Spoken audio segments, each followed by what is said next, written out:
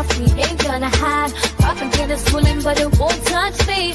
Only love around, that's how it's gonna be. Keep moving forward, never looking back. The truth's in the power, it's an unstoppable track. In the city lights where dreams collide, we hustle through the night, fire in our stride. Whispers in the dark can't dim my glow. With rhythm in my soul, I'm ready for the show. We break the chains, rewrite the rules in this concrete jungle where nobody's fools. Unity sings louder than the lies they scheme. In our heart and the struggle, we dare to dream. Keep moving forward, never looking back. The truth's in the power, it's an unstoppable track. Another Queen Ahmadiyyah production. Haze on the corner, they talking real loud. Spreading on light, trying to bring me down. Enemies love you, but I won't back away. Got a vision in my mind, I'm here to stay. Got my crew beside me, we rise like a tide. When the storm gets rough, we ain't gonna hide. Propaganda swilling, but it won't touch me. Only love around, that's how it's gonna be. Keep moving forward, never looking back.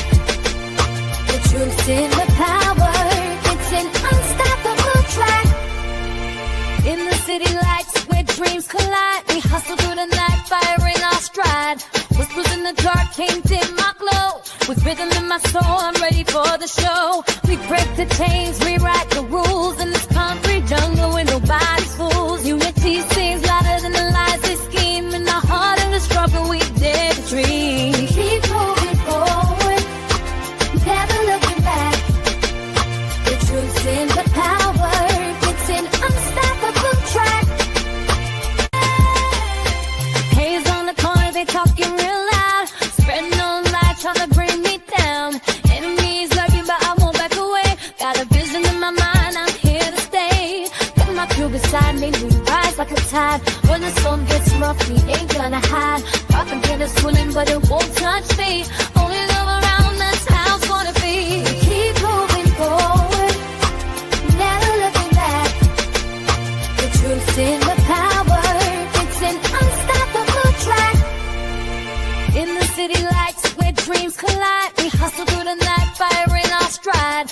Whispers in the dark can't dim my glow. With rhythm in my soul, I'm ready for the show. We break the chains, rewrite the rules in this concrete jungle where nobody's fools. Unity sings louder than the lies they scheme. In our heart and the struggle, we dare.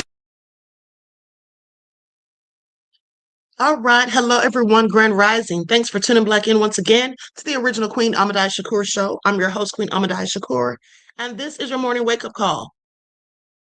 So as you're coming in, please feel free to go ahead and subscribe to the channel if you haven't done so already. Be sure to click that notification bell and click the word all so you're notified each time the Queen Goddess goes live. All right, so let's get ready to get into it. Hey, Love Christy, Danny Joe, DJ Big Six.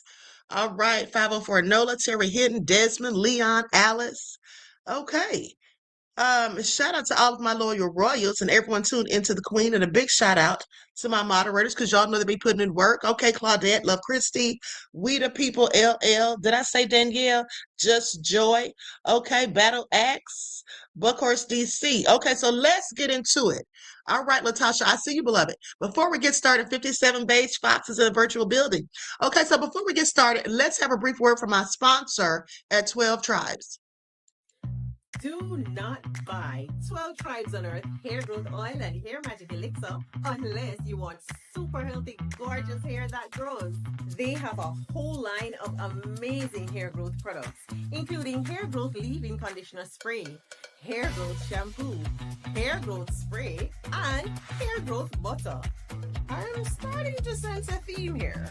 They include quality natural ingredients. They smell amazing, and you can see the results for yourself.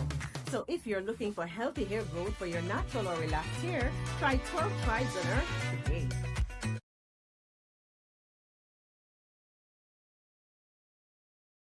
Okay, so don't forget you can purchase 12 Tribes hair oil at Etsy.com. Just look for Lisa Crafts. You can also find it at Walmart.com. And don't forget that she sells beard oil as well.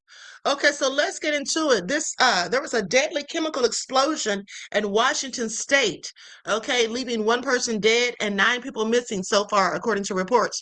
We're going to go to the press conference. This happened around 11 something last night. Okay, let's get into it. I'm going to share my screen.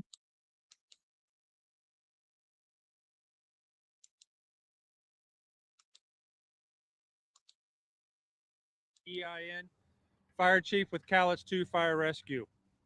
First and foremost, our thoughts remain with the victims, their families, co-workers, and everyone impacted by today's tragic events. I want to provide an incident overview. At approximately 7:15 this morning, emergency responders were dispatched to the Nippon Dynaway packaging following the rupture of a tank containing white liquor. That is a chemical utilized in the paper making process. Due to the scale of the incident, agencies throughout the region responded immediately and continued coordinated operations on site. This is a large, unified response involving the Longview Fire Department, Callets 2 Fire Rescue, law enforcement, hazardous materials, medics, ambulance personnel, state agencies, federal facility personnel, and many additional partners, many of which are behind me here, along with our political team. Incidents of this magnitude require extensive coordination, and that coordination remains ongoing. We stated this earlier this morning, and I want to reiterate it here now.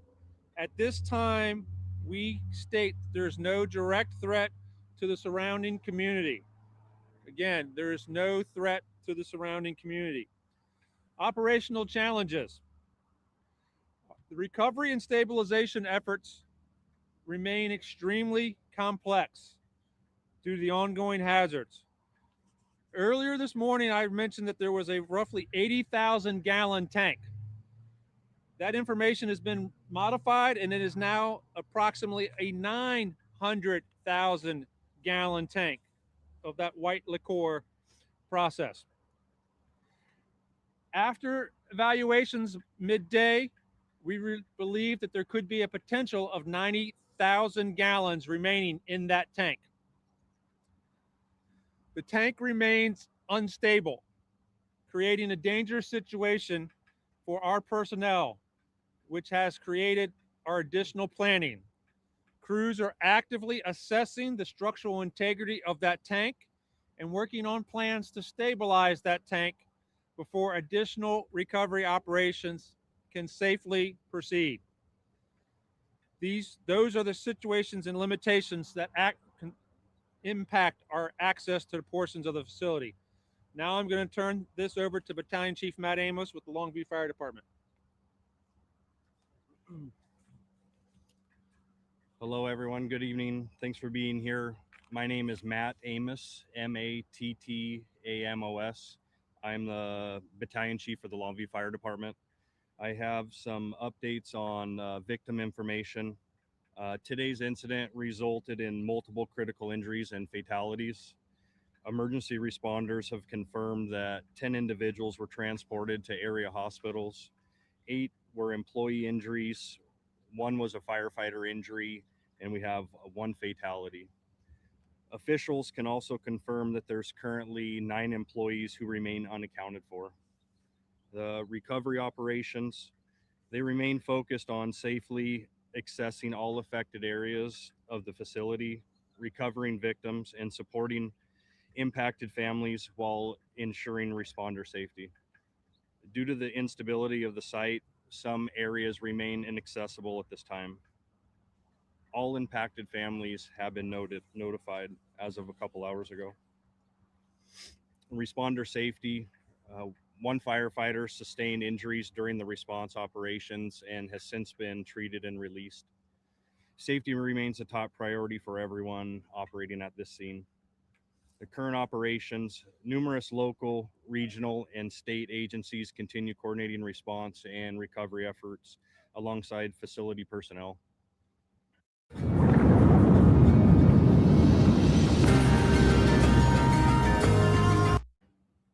Due to ongoing safety concerns, recovery efforts will resume tomorrow once conditions allow crews to safely continue operations. In closing, this has been an incredibly difficult day for our community and for everyone involved. We appreciate the professionalism and dedication of the responders working this incident under very challenging conditions. We also appreciate the patience and support of the community as operations continue. We ask that the public continue to stay clear of the area, including the surrounding dikes and ditches from Prudential Boulevard. Okay, so with that all being said, I'm going to stop it right there because that's like a 30-minute report. I think we pretty much get the gist of it. But now they're saying that recovery efforts will continue on tomorrow. So as for the 9 people that are missing, I guess it would be safe to assume that they feel like those people are dead, because if they're not going to continue the rescue efforts until tomorrow, or I'm sorry, not rescue, the search efforts until tomorrow. They didn't say rescue. That's another reason that it's likely that those people are presumed dead. But let's talk about that chemical. The chemical was white liquor. Now, it's a strong alkaline chemical solution that's used in the chemical engineering and the paper industry, okay, during the craft pulping process to convert wood into pulp. And so it primarily contains sodium hydroxide, okay, sodium sulfide, and some of the minor components include sodium carbonate and sodium sulfate. Now, the main purpose of white liquor is to dissolve lignin. I think that's how you say it. The natural substance that binds wood fibers together while leaving cellulose fibers relatively intact for paper making. So with that all being said, it can cause very severe chemical burns because it's highly caustic and strongly alkaline. Now, the sodium hydroxide and sodium sulfide in it can rapidly cause tissue damage, okay?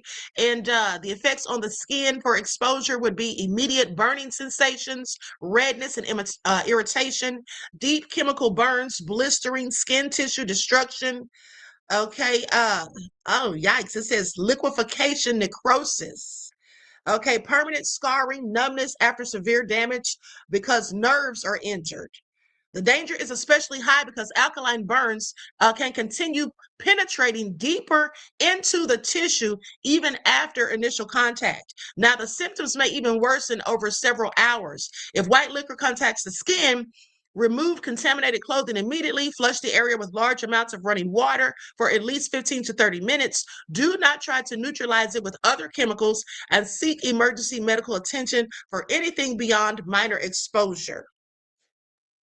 And eye exposure can definitely cause blindness. So the inhalation of the vapors or the mist may also irritate or burn the respiratory tract, and ingestion can cause life-threatening internal burns. The corrosive nature mainly comes from the strong base, which is a strong alkaline corrosive agent. Okay, so this all sounds very bad. Thoughts and prayers to all of those who have been injured and those who lost their lives, because like I said, those 9 people that are missing, they're probably dead. This is awful. So like I said, this happened sometime last night around 11 something. Okay, so moving on, let's talk about Trump. Let's talk about Trump. Now, I don't know exactly why Trump canceled his trip to Camp David. And I'm just wondering if it had anything to do with his medical report. Okay, so let's get into it. Likes up, everyone, please like and share. Thank you in advance. So I'm going to pull up a few posts.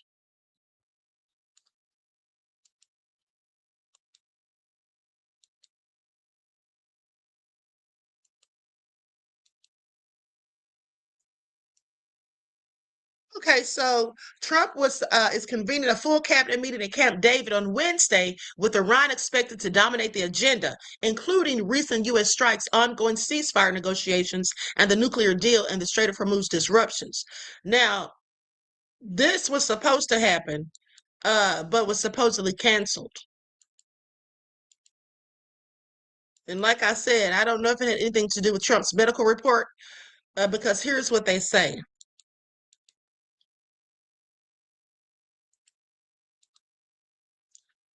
Let's say President Trump shares results from his 6-month physical at Walter Reed. Everything checked out perfectly. Thank you to the great doctors and staff heading back to the White House. And then that's what Fox said. Now, Trump says, just finished my 6-month physical at Walter Reed Military Medical Center. Everything checked out perfectly, first of all. And then Fox News quoted him. Here's the thing. Is that a diagnosis or is that a result? Trump shares results. This is just what Trump says. And we all know how Trump lies. Okay? Anytime anything happens, Jay McClin said, where is it? It's in Washington State, beloved. The explosion happened in Washington State. Now, Trump is always acting like everything is just fine. You know, oh, I got the best cognitive results ever. They said they never saw anything like it. Okay, is that really him sharing results? No. That's just what he says. Okay, and then right after that, this was posted. Now, let me check the weather in Washington, D.C., because I have questions. This is what Trump posted. Based on the possible bad weather conditions tomorrow, we will be having our cabinet meeting in the White House, and we'll be postponing the cabinet trip to Camp David. Thank you for your attention to this matter, President Donald J. Trump. So all of a sudden, he goes and gets his 6-month physical, and then there's no more trip to Camp David. I have several questions. Like I said, he claims that it was just so fine and came out perfect thanks to the doctors. Question is, why is Trump now having to have 2 annual physicals? Okay, now he's having one every 6 months, whereas before, wasn't he just having one? And I also told you all that for him to be having multiple MRIs, that's them monitoring something. Okay. Yeah, they say this is the post right here.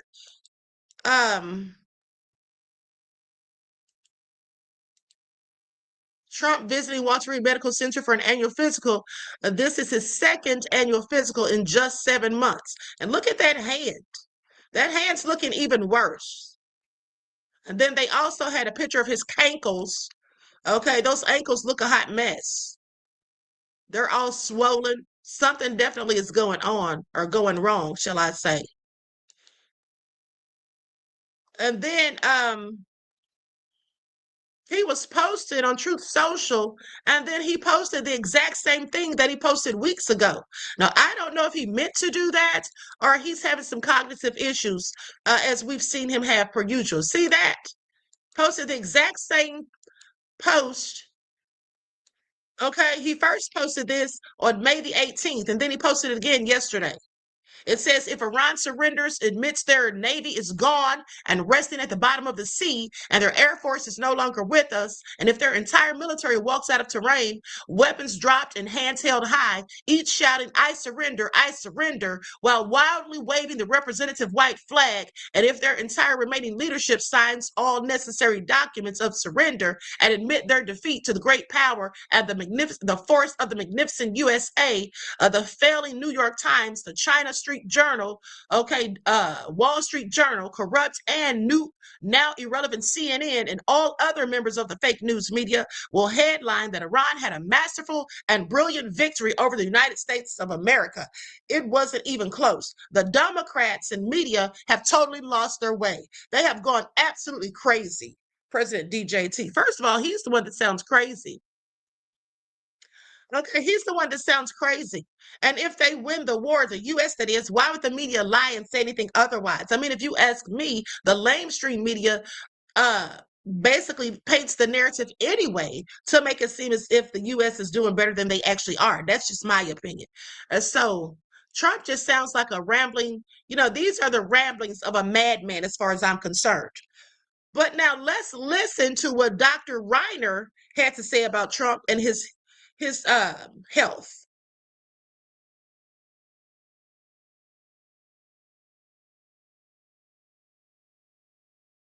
Okay, here we go.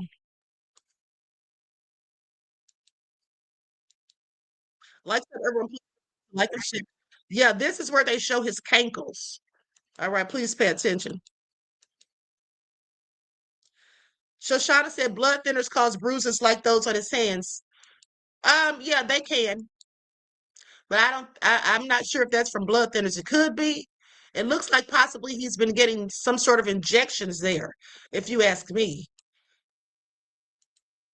has severe daytime somnolence. He falls asleep very often. He's fallen asleep in the Oval Office on multiple occasions with people talking to him in the cabinet room, and was concerned yesterday that he might have fallen asleep at Arlington National Cemetery during Memorial Day observances. And chronic insomnia is a severe illness. It can result in an increase in risk of dementia, decrease in cognitive effects in older people.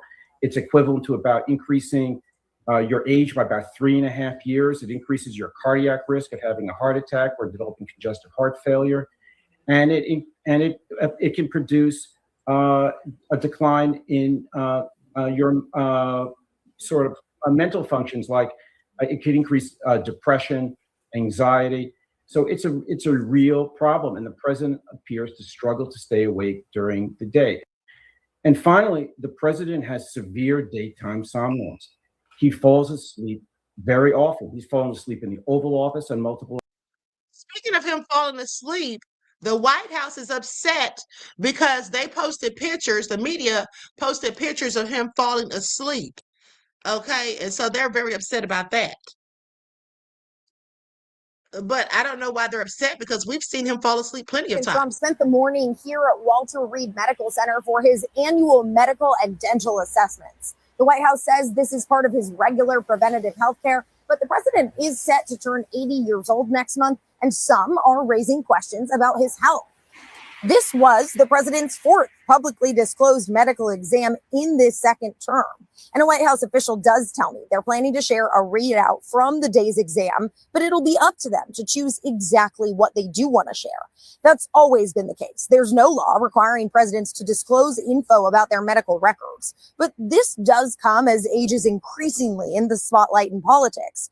Obviously, former President Joe Biden was pushed to drop out of the 2024 race over concerns about his age. President Trump and the White House have repeatedly insisted his health is exceptional. We often hear the president at rallies and events saying he's aced cognitive exams. But in recent months, there have been some specific concerns raised about President Trump. For one, there's the visible bruising you can see on his hands. The White House says that's because of frequent handshaking combined with regular aspirin use. There's also sometimes swelling that you can see in his ankles. The White House has attributed that to a common vein condition that the president was previously diagnosed with. But critics also point to moments where President Trump appears to be closing his eyes for long periods of time at official public events, and moments where they argue he's rambling off topic. And a Washington Post ABC News Ipsos poll back in April did find only 40% of Americans say President Trump has the necessary mental sharpness.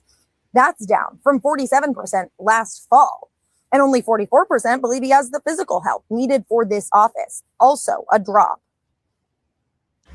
But Trump administration officials and supporters dismiss those health concerns. One of the main things they point to is his very busy schedule. He's often traveling. He frequently interacts with the press, including many of those interactions on camera. At Walter Reed, Hannah Brandt.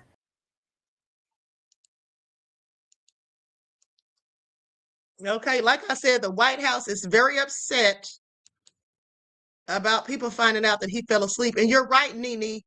I caught myself saying that too. Nene said, quit calling them annual physicals where they're happening every 6 months. You're absolutely right, beloved. House this afternoon is furious that you keep showing images and videos of Donald Trump seemingly falling asleep during the day at various events, at cabinet meetings, etc. And so the official White House rapid response page is now taking screen grabs from CNN or taking 2-second videos of hosts or guests blinking and posting it as though they're falling asleep. Look at the one on the top left. Kate Boldane just fell asleep again as fake news CNN basically speculating about President Trump's health. Dana Bash falls asleep ahead of her 55th birthday next month. What is going on? Brianna Keeler says nap went perfectly after falling asleep live on air. Is Dr. Jeremy Faust sundowning? They're not happy that you keep showing images and videos of the President of the United States falling asleep days before his 80th birthday. And so they're doing this on your taxpayer dime. Spread the word. Follow along for more.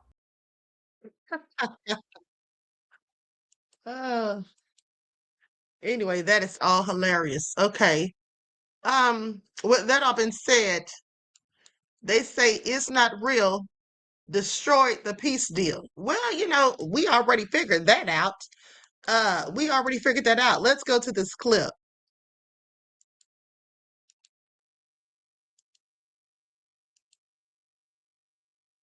Let me put an overlay on this.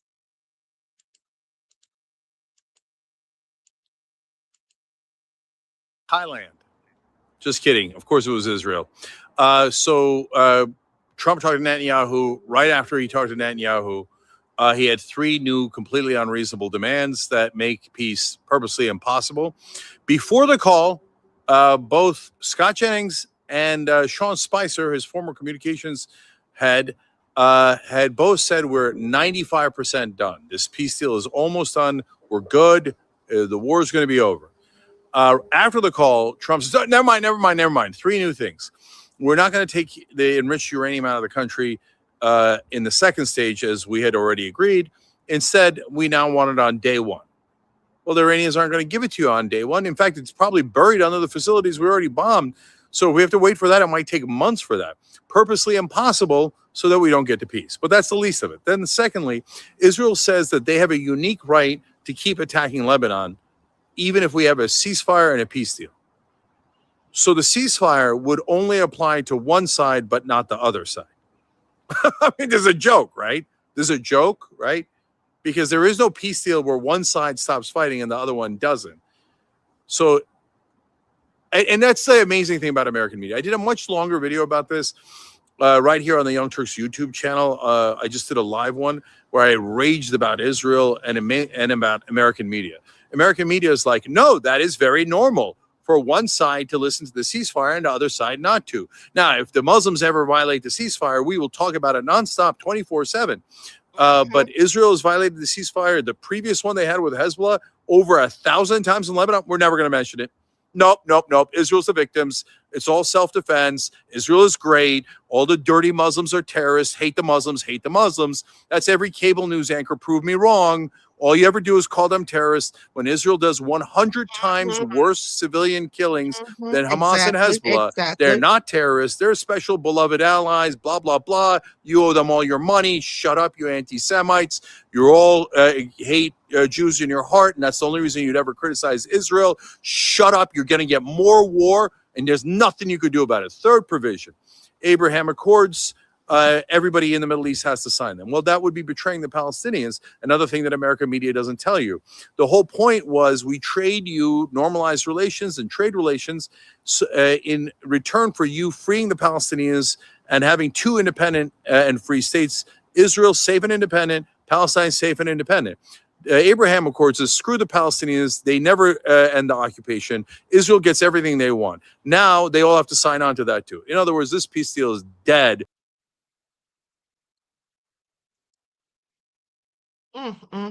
Isn't that a darn shame? Okay, that is absolutely egregious.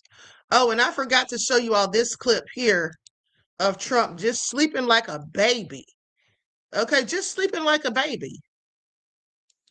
House this afternoon is furious that you keep showing images and videos of Donald Trump seemingly falling asleep during the day at various events, at cabinet meetings, etc. And so the official White House rapid response page is now taking screen grabs from CNN or taking 2-second videos of hosts or guests blinking and posting it as though they're falling asleep. Look at the one on the top left. Kate Boldane just fell asleep again as fake news. CNN basically speculating about President Trump's health. Dana Bash falls asleep ahead of her 55th birthday next month. What is going on? Okay, we already heard all of that, but I just thought it was so hilarious the way he's sitting up there sleeping like he's at home in bed.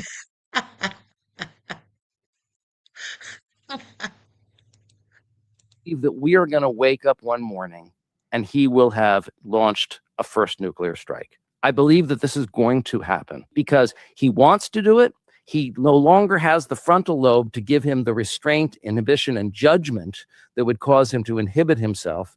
And he now has a yes man cabinet of true believers and psychopaths who are not going to be a backstep. We don't have any General Mattises. We don't have any John Kellys. We don't have any Rex Tillersons. There's no more adults in the room. And in fact, we just had a primary. Massey's been thrown out. There is now literally is no man or woman in elected political office as a Republican who isn't blindly lockstep following him. So I think people need to really get their minds around this. This is going to happen. A lot of times on shows, people say, well, what can we do? What can we do? And I always turn it around. You tell me who's going to stop it. I mean, we are living in the most surreal circumstances. If Donald Trump were your father or your grandfather, we'd be arguing about whether he could have the car keys, whether he needs in-home care. And there's no one stopping him, even though it's so incredibly obvious. We are literally blindly stumbling towards the apocalypse. No lies detected. I absolutely agree. D Major says, I don't know where that sleeping like a baby comes from because they have totally random and chaotic sleeping schedules. LOL. Well, they may do in the beginning, but babies sleep very long. They usually sleep very long. If they're fed and their diapers changed, they sleep for hours. Okay? They sleep for hours, if you ask me. All right. Now, with that all being said,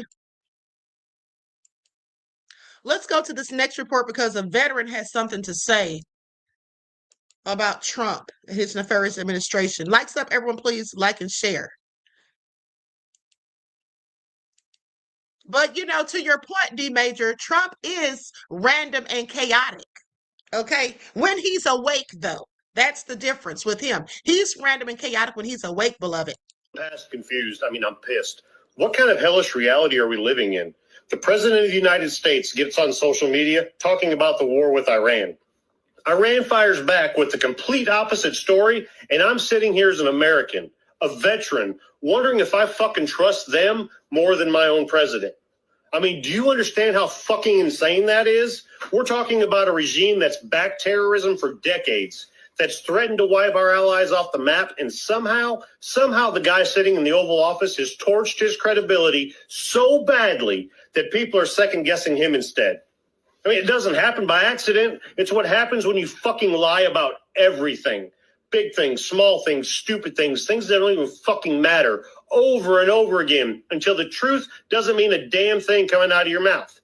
And now, when something actually matters, like war, people don't even fucking know what's real anymore. And it's not embarrassing, it's dangerous as hell. Because credibility isn't some extra feature of leadership. It's the whole damn foundation. And if the commander-in-chief can't be trusted in a moment like this, then what exactly are we supposed to fucking stand on? Blind faith? Party loyalty? Vibes? Fuck no. That's how countries make catastrophic mistakes. I've never thought I'd see the day where Americans are looking at a hostile foreign government and going, yeah, but are they the ones telling the truth this time? I mean, that should shake you to your fucking core. This ain't left versus right anymore. It's about whether the United States can even trust its own leadership when it matters the most. And right now, that truth is hanging on by a damn thread. A nation can.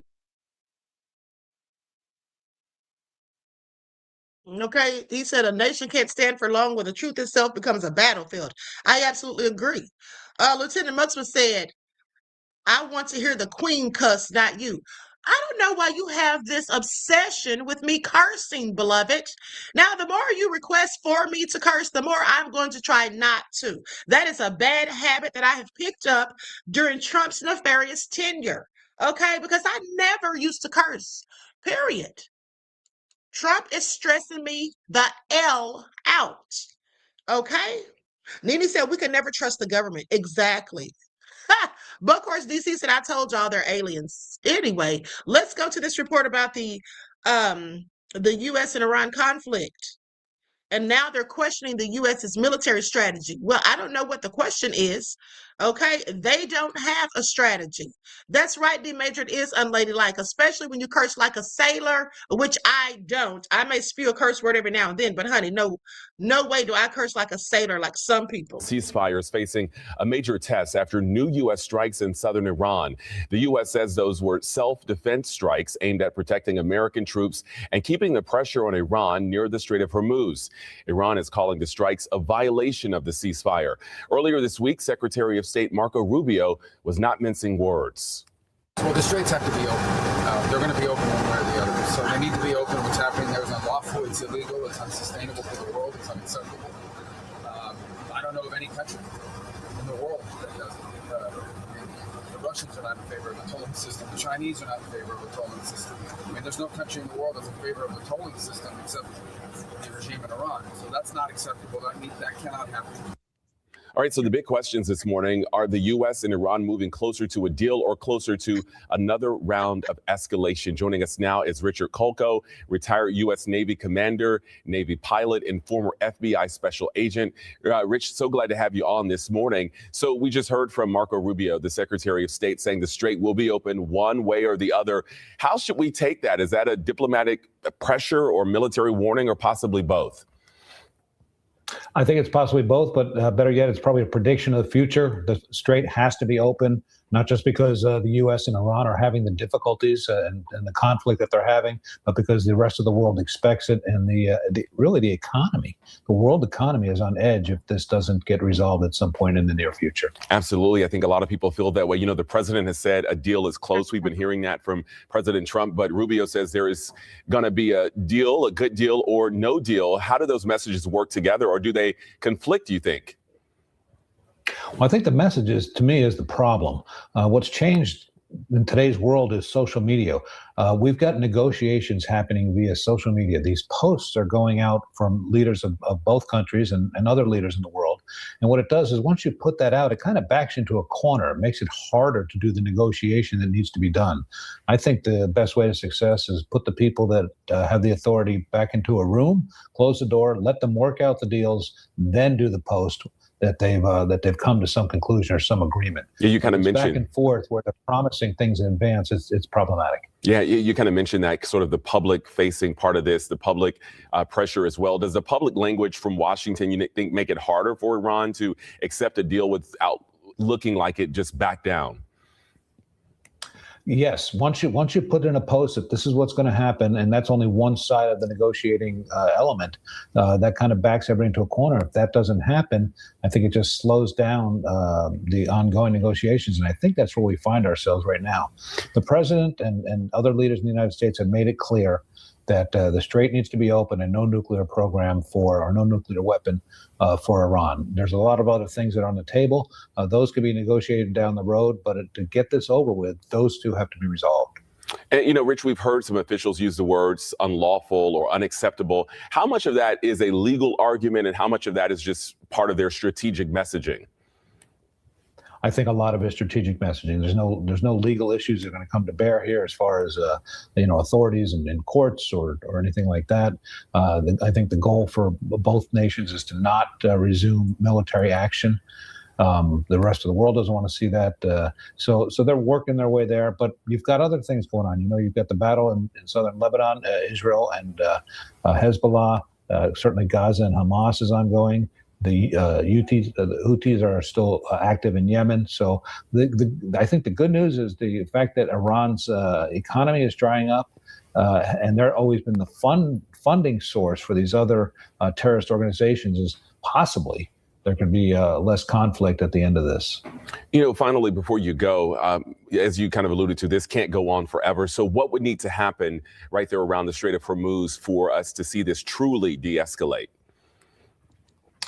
The blockade that the U.S. has been carrying out, more than 100 ships have been turned back into Iranian ports, billions and billions of dollars lost to the Iranian economy. They're having a tough time feeding their people. Inflation is rampant. They're going to want to see that stop. The other nations, especially in Asia, who rely on this oil, are putting pressure on to get this to stop. And the U.S. does not want to continue the military action here. So I think that it's going to come to a natural conclusion here, and they're going to have to find a way to make this end. And I think that's inevitable, and hopefully it's sooner than later.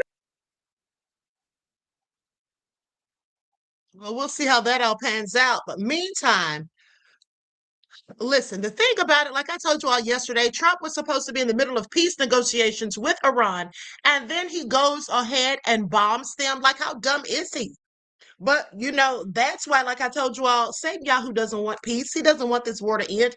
He wants it to continue as long as it can, because I told you all, he knows what he's facing. Okay, he knows what he's facing. Now let's go to this report with Reverend Al Sharpton, aka Bobblehead with MS Now, as he reveals why Trump's map failed, or his map push failed in South Carolina.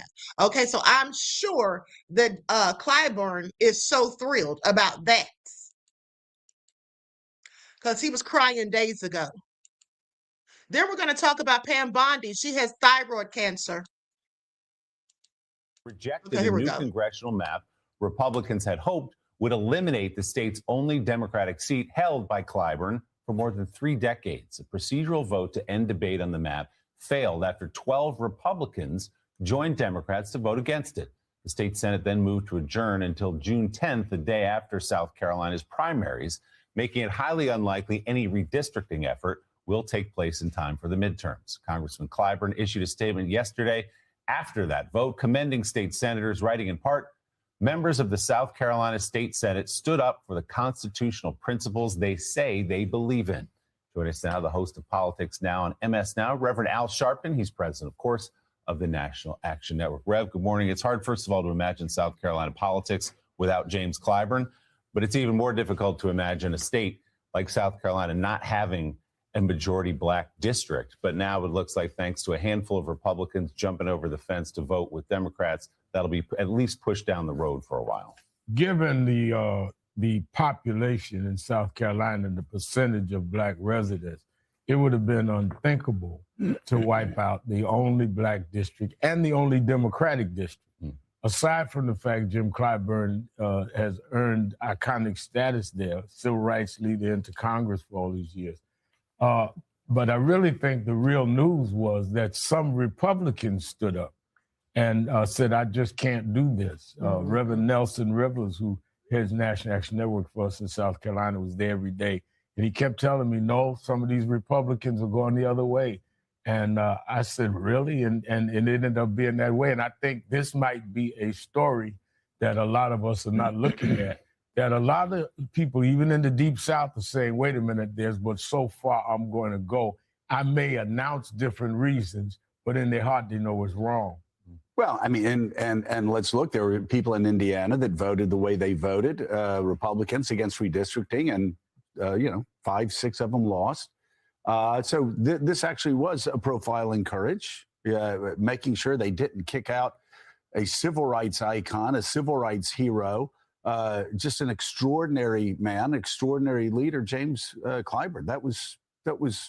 Again, we need to stop when that happens, like we did in 2020 when there were Republican election officials up in Michigan and in Georgia that actually stopped and said, wait a second, we're not going to follow you down this trail to destruction. And when people do stand up and do the right thing on the Republican side, we need to stand up and loudly say they did the right thing. The history of the civil rights movement was always reconciliation. And we had a small example of that yesterday. Some of them may have done it because they feel that their districts would have been impacted.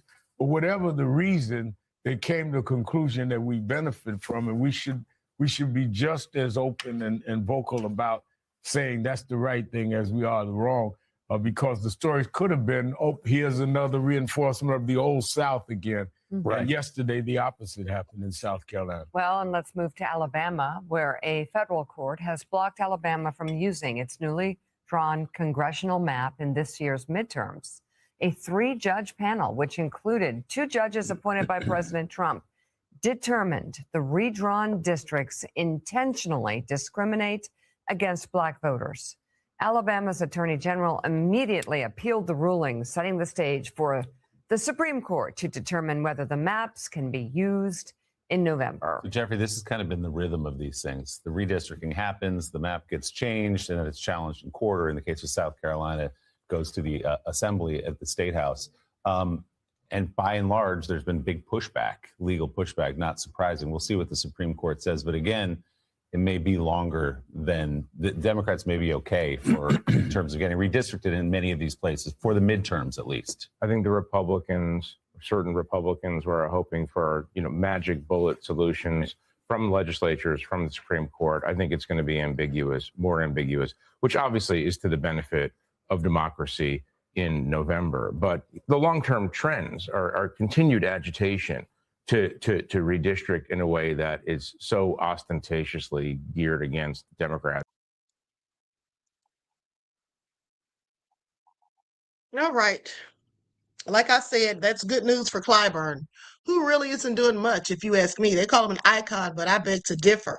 Now, let's talk about Pam Bondi, because she comes out with this report saying that she has thyroid cancer, and we're going to get into it. But what I find interesting is, first of all, why do we need to know that she has thyroid cancer? Why is she putting her medical diagnosis out there for the public to hear and see? Well, I think that I know why, because if you ask me, that's something she quite frankly should have kept to her, or could have kept to herself.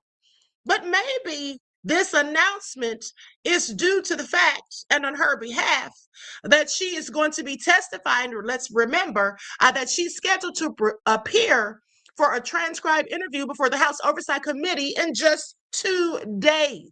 May the 29th. Okay, the committee is going to be questioning her regarding the Department of Justice's handling of the Jeffrey Epstein files and related investigations. Okay, did anyone forget?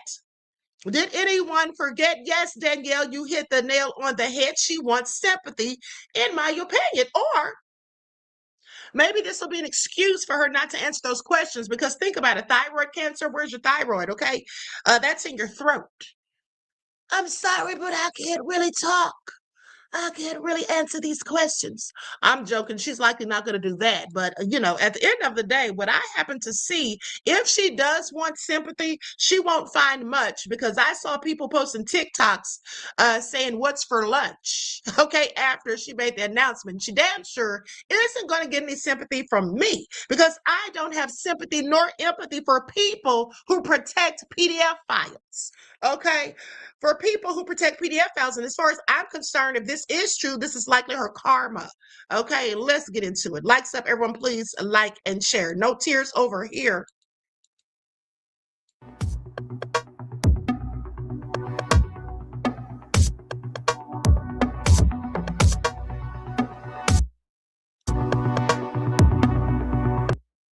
Wait a second. Can you all hear this? Because I can't hear it for some reason. Can you all hear this? I just paused it, but hold on. I don't hear anything. Maybe it's my audio on this end.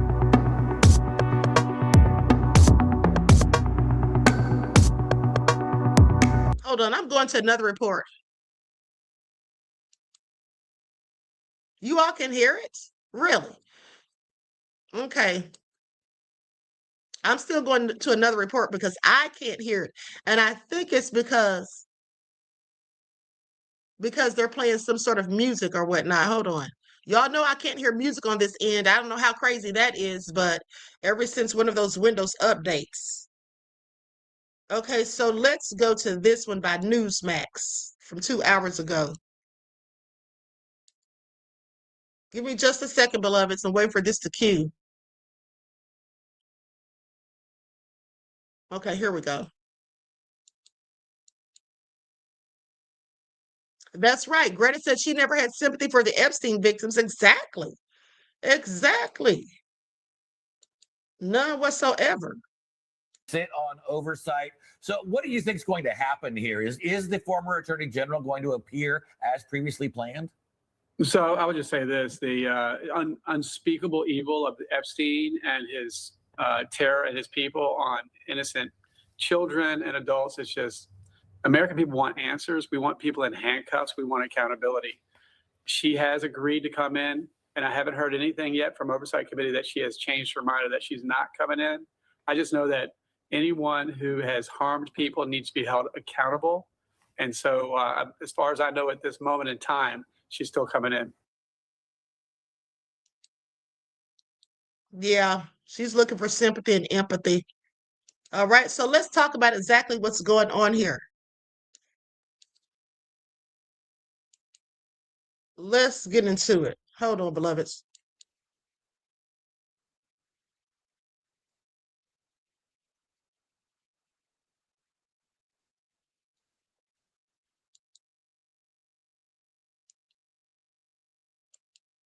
Hold on, beloveds. Just give me a second.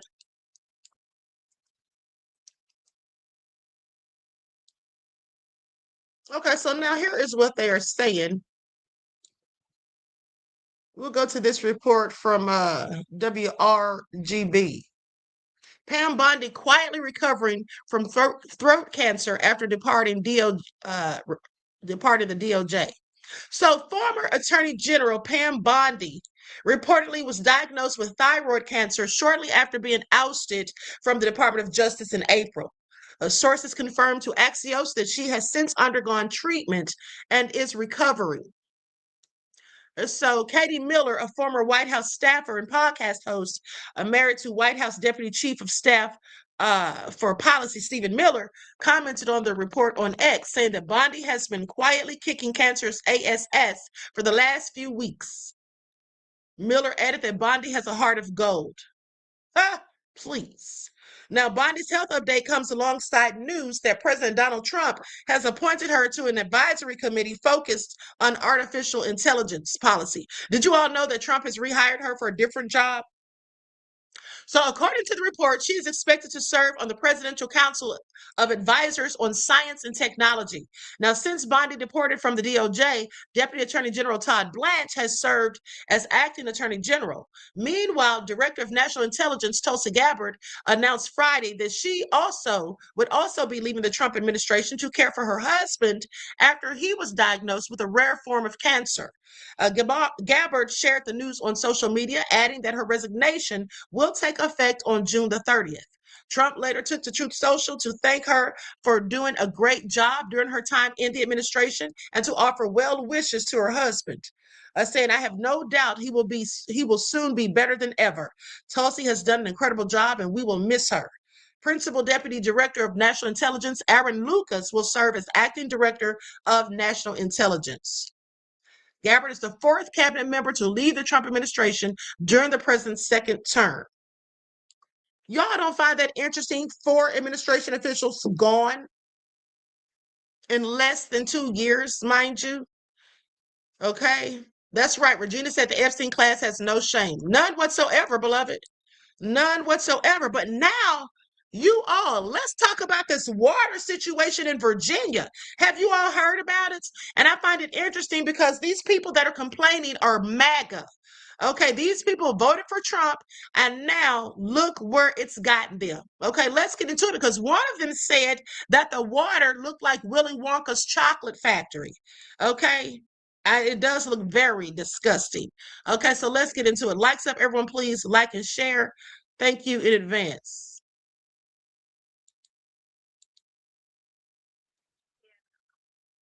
Okay, here we go.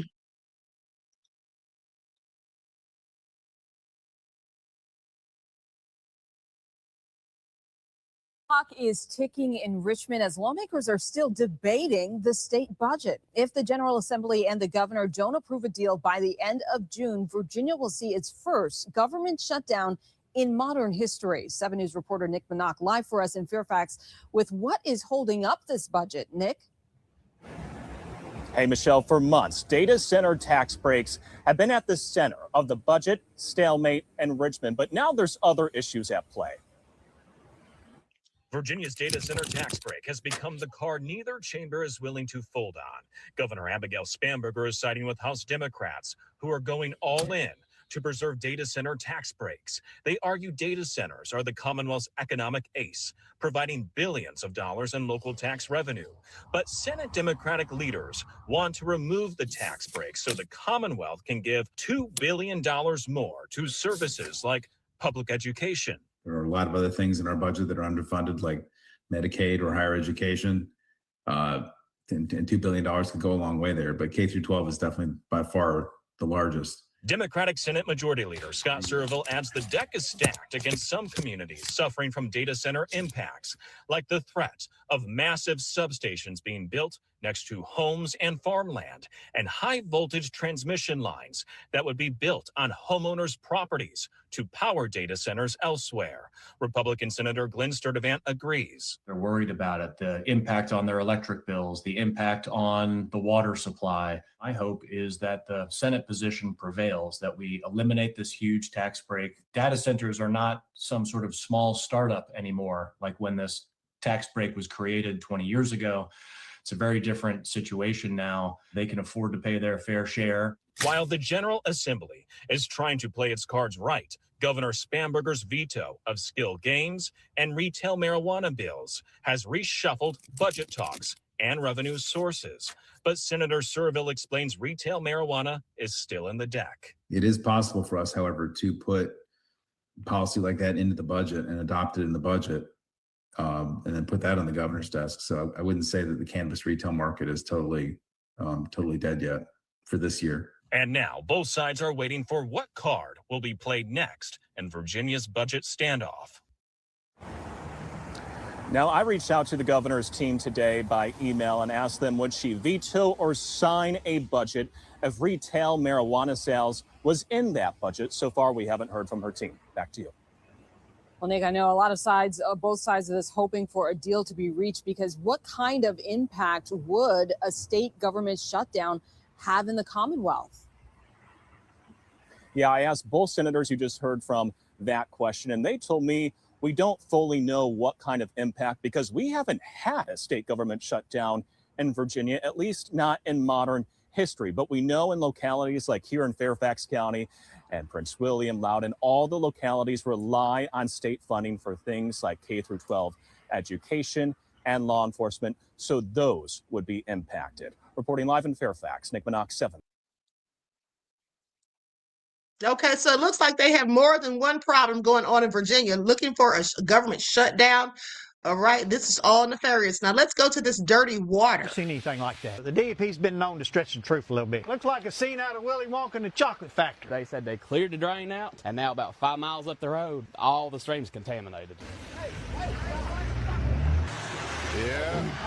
First thing came to mind was, hey, we need to get a hold of DEP. They said, hey, we're going to send our guy out. All day yesterday, it was me and a few other people out, none of them. Midnight, we were out taking samples, and we seen the dead wildlife. We seen everything moving downstream. It's a mess. Is it?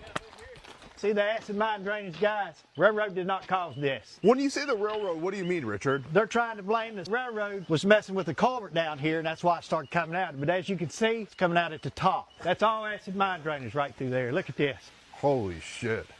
Look at that. I've never seen anything like that. Now, how in the world did they mess with the culvert cause all this? That's not coming from the culvert. That's coming from a mine. It's coming out all down through here. I grew up in these woods. Everybody else has grew up in these woods. They've never seen anything like this. Grew up, born and raised in Martin County, Kentucky. So we had a big slurry spill. Since then, we don't have drinking water. The companies are doing damage to us. They'll probably settle with some of the families, kind of like Martin County did. Now we're drinking bottled water. My theory is they're flooding all the abandoned mines for the rare earth mineral, and I believe that they are moving water around through old gas lines and making it circulate. Back in 2023, all of our creeks went dry. We started having mine blowouts similar to this. The DEP's been known to stretch the truth a little bit. So you're suspicious? Oh, no, it's fact. There's 100 places in Wyoming County where this is happening.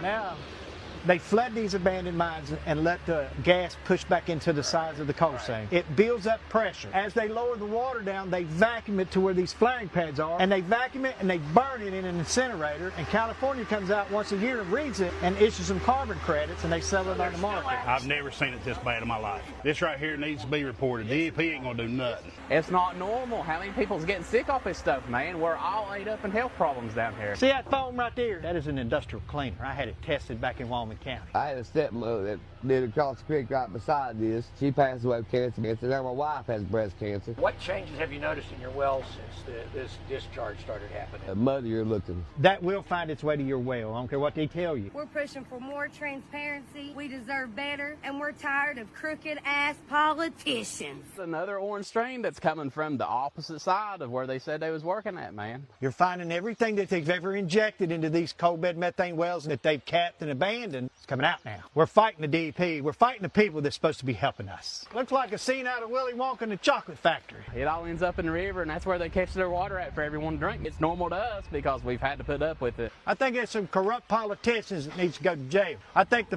top 5 at the DEP ought to resign. They need to change the name of the West Virginia Environmental Protection to West Virginia We Make Money at the expense of everybody else. That's what they need to do. Well, that is awful, okay? At the end of the day, listen, like I said, those are MAGA, and now they have buyer's remorse. These people are going to learn. Trump doesn't give a darn about them, Okay. And at the end of the day, I'm sorry, was anything ever this bad under the Democrats? I don't think so. That's not. It gets worse. Like you can put a.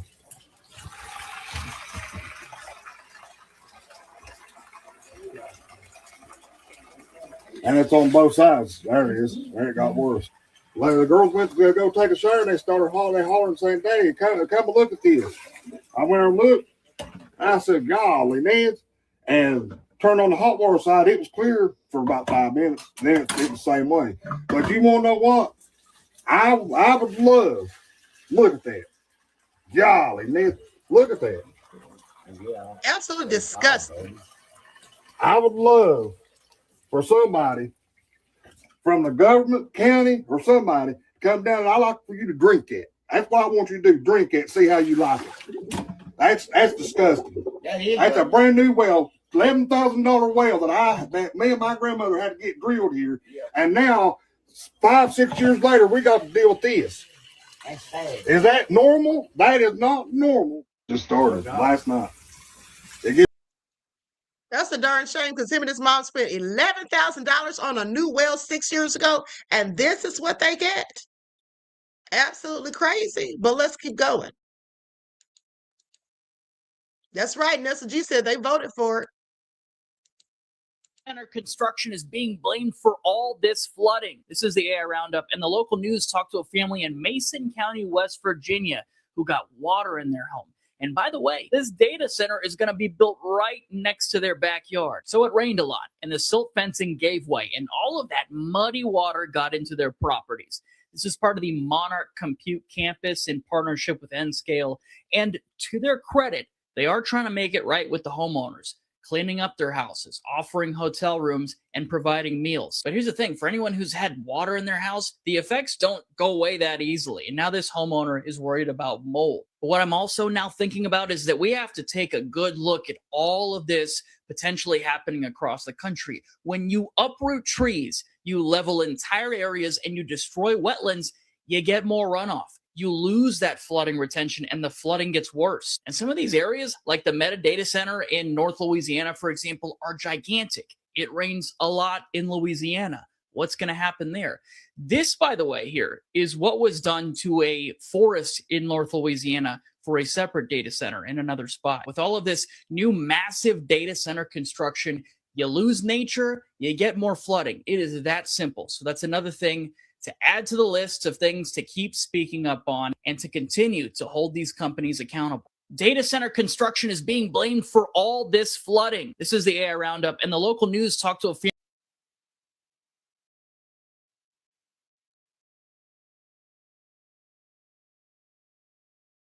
Next clip. Nene said these data centers are deadly. I agree. Water's coming in. And it's never happened like that, and I've been here 30 years.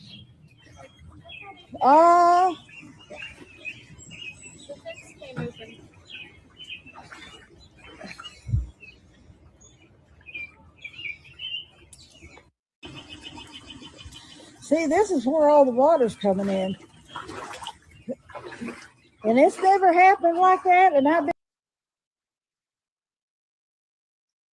These people are straight from the South. Okay, please pay attention.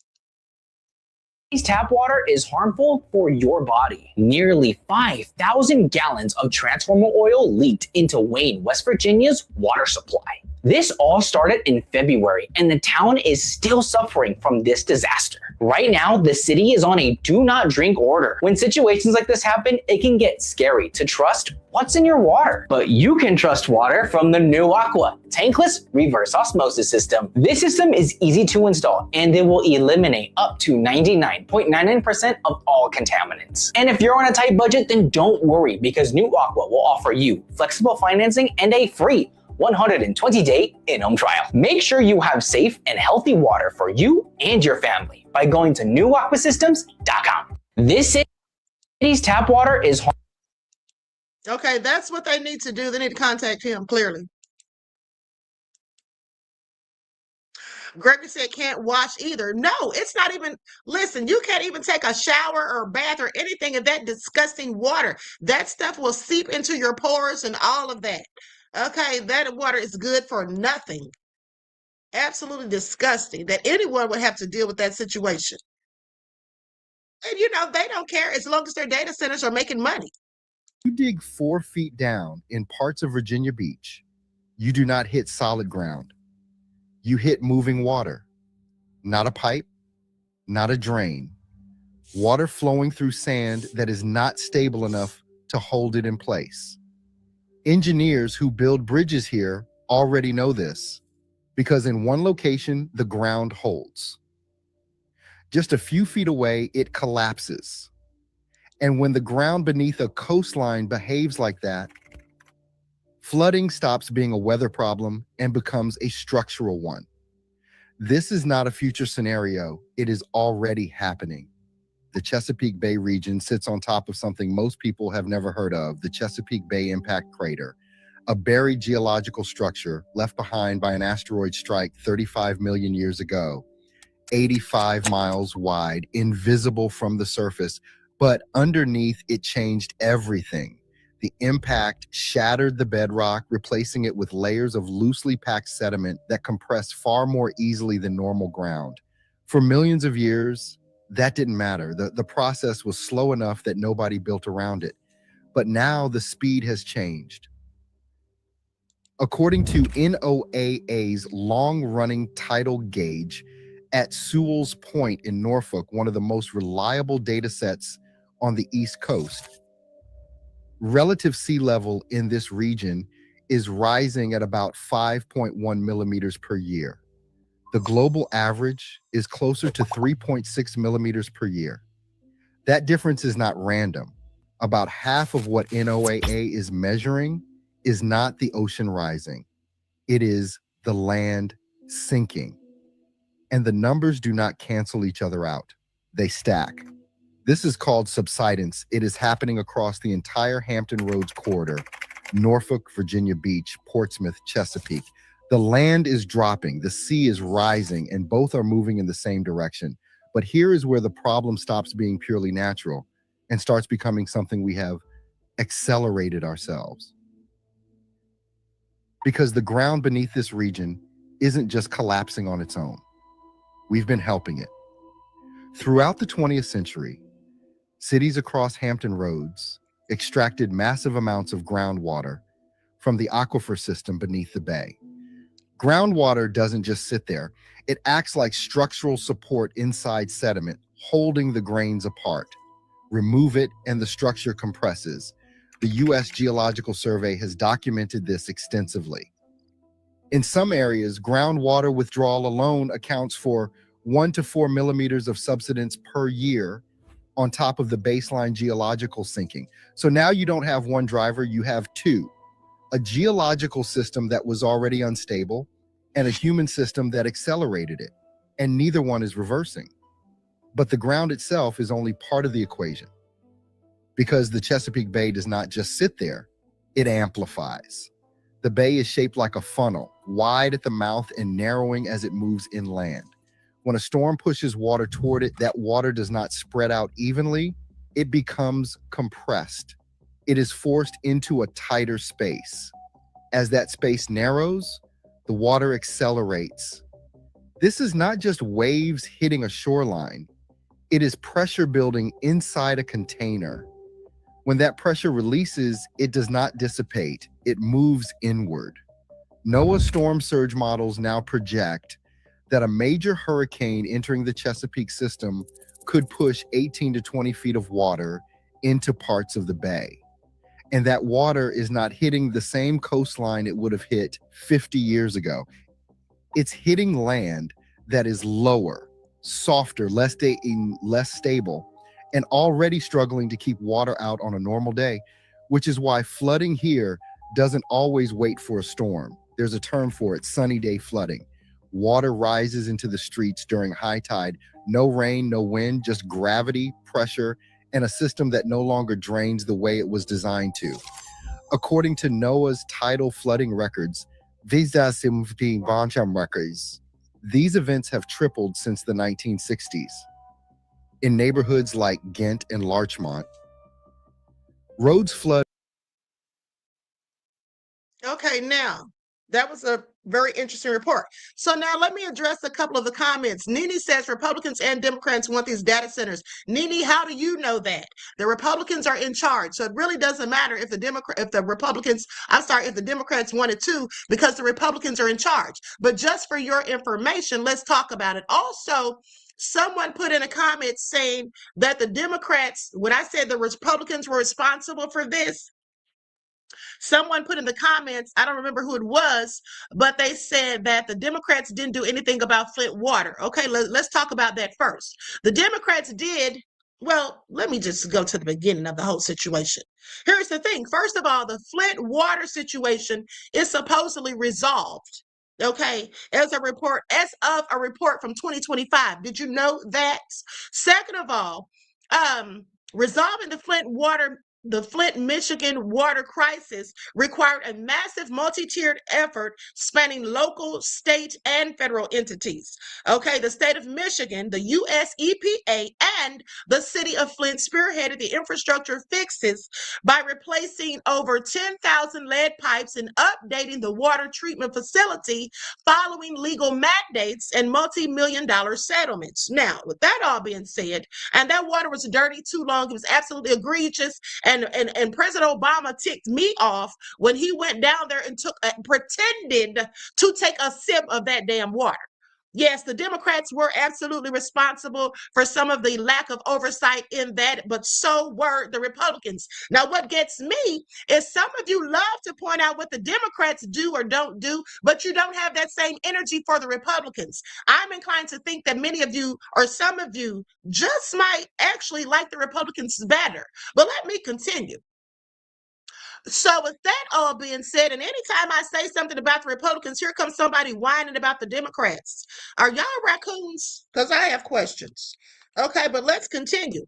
Now, with that all being said, goes on to say that while the responsibility of creating the crisis fell primarily on state-appointed emergency managers and the Michigan Department of Environmental Quality, known as the MDEQ, fixing the disaster involved a coordinated and enforced response. So the state of Michigan funded the bulk of the infrastructure repairs, including water treatment plant upgrades, comprehensive lead service line replacements. The state was also the primary contributor to roughly $626 million in civil settlements established to compensate those affected, as they should have. Probably should have been twice that if you ask me. Now, the city of Flint, they executed the on-ground replacement of residential lead service lines and managed the day-to-day distribution of clean water and filters alongside the federal government. Now, the federal government, that includes the EPA and FEMA, stepped in to order corrosion control treatments, supplied emergency water and filters, and provided $170 million through the water infrastructure improvements for the nation. The WIN Acts, okay, to replace the lead infrastructure. Now, as for private contractors and engineering firms, such as Veolia, North America, and Lockwood, Andrews, and Newman or Newnam, they were brought in as consultants and contractors during and after the water switch. They have since paid tens of millions in settlements over their respective roles in the crisis. Now, the disaster triggered by a 2014 decision to switch the city's water source to the untreated Flint River without proper anti-corrosion agents led to extensive litigation, criminal charges, and sweeping governmental reviews. Okay. So because it was all a lack of oversight and people just didn't give a darn. Okay, now, in May of 2025, the U.S. Environmental Protection Agency, EPA, officially lifted its emergency order on Flint's drinking water. Extensive water testing confirmed that the system is now fully compliant with the Safe Drinking Water Act. It took too darn long as far as I'm concerned, but at least now it's fixed. State monitoring reports show that Flint has maintained safe lead levels for 10 consecutive years, with recent tests scoring well within Michigan's strict water safety standards. Okay, and then they talk about how much it all cost. Okay, now with that all being said, The Democrats played a central role in securing the funding, the emergency response, and the legislative actions required to fix Flint's water. Okay, the Republicans didn't do a damn thing. Okay, the Republicans didn't do a damn thing. Now, let me just put this up here because, see, this is what I already knew. Okay, Nene wants to find something else to cry and why about. No prosecution, dropped all the charges. Well, the water is fixed and the people have been compensated. You don't always get everything you want, okay? Now, with that all being said, and let me just put this on the screen because that's not even the point. The point that I'm expressing is that the Republicans didn't do a damn thing, okay? So here's what they say. The Democrats played a central role in securing the funding, emergency response, and legislative actions required to fix Flint's water system. I can tell just from the comments which of you are going to be voting Republicans. Some of y'all are raccoons, and y'all clearly like Trump and what he has going on. But anyway, I digress. So because the crisis became a major national issue, Democratic politicians at the local, state, and federal levels pushed for financial relief, though some local Democrats also faced scrutiny during the initial switch. The primary ways Democratic officials and administrations helped included the Obama administration in January of 2016. I'm not going to read all of that. The bottom line is the Democrats are the ones who got it done. Okay, so while you're sitting up here talking about the Democrats did this and they didn't do that, they're the ones that got it done. Even though they took forever to do it, they did do something. The Republicans didn't do a darn thing. Okay, so miss me with that. Now, next, let's talk about what Nene was whining about. Okay, the data centers, saying that both the Republicans and the Democrats wanted. Well, like I said, the Republicans are in charge. Yes, both Democrats and Republicans allow and support data center development, but the issue increasingly splits politicians within both parties rather than along party lines. You see, lawmakers in both parties are navigating a push for rapid growth while balancing constituent backlash regarding skyrocketing utility bills and local use. Now, here's the thing. The Republicans, well, the federal administration has prioritized streamlining environmental reviews and accelerating permits to boost domestic tech and AI. However, congressional Republicans are split. Some support the industry, while others, like Senator Josh Hawley, propose strict laws requiring data centers to guarantee no rate increases for everyday customers. Now, okay, fine about the rate increases, but what about this darn vanishing water and the irritants and pollutants that are put in the water due to the data centers? Now, Democrats, national Democrats strongly support tech sector growth, but many are focusing on accountability. Lawmakers like Senator Adam Schiff have introduced bills to force data centers to secure their own power sources and to pay off their own infrastructure. Now, at the local level, both Republican and Democratic governors and state legislators have embraced data centers for tax revenue, while others have pushed for development freezes. Okay, for example, in Pennsylvania, a Democratic governor and Republican lawmakers have both introduced measures to fast-track data center permits, provided they meet environmental and energy transparency requirements. Now, in some states, there's opposition on both sides of the aisle that are calling for construction pauses to study the impact on the power grid and the water supply. There's going to be a serious impact on the power grid, mind you. Okay, and let's not forget what I told you all about the power grid. Okay, so with that all being said, let's continue. Let's talk about Ben Gvir. No, I'm sorry. Let's talk about the Minnesota police chief resigning and why. Likes up, everyone, please, to like and share in advance. Okay, I'm going to share my screen.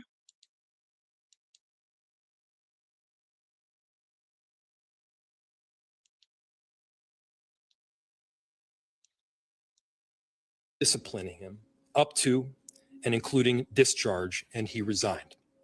I have accepted his resignation. A massive announcement tonight from the mayor of Minneapolis. The chief of police in Minnesota's largest city is off the job. It all started with an accusation that Brian O'Hara had sexual relationships with city employees that worked under his authority. Uba Ali is live outside of City Hall, where the mayor made the bombshell announcement about 2 hours ago. Uba? That's right, Frank. The allegations that former police chief Brian O'Hara had a sexual relationship with a city employee were not found. That investigation started last year after an anonymous... Hold on. Let me pause right there for a second. I see a comment that I want to address. Okay, Lieutenant Maxwell says, Queen, have the Flint settlement fund payments been paid to the people of Flint? No, they haven't. The issue is not resolved. See how this works. Will the people get their money?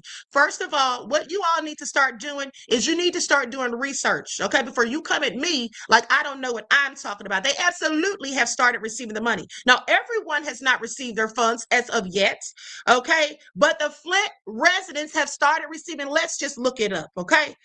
Let's just look it up. Okay, because y'all gonna sit down somewhere, honey, because unlike most of you, I actually do research. Okay, so I know what I'm talking about. And when I don't know what I'm talking about, I shut my mouth. Okay, that's what I do. Okay, now let me just unshare this and then go to the receipts.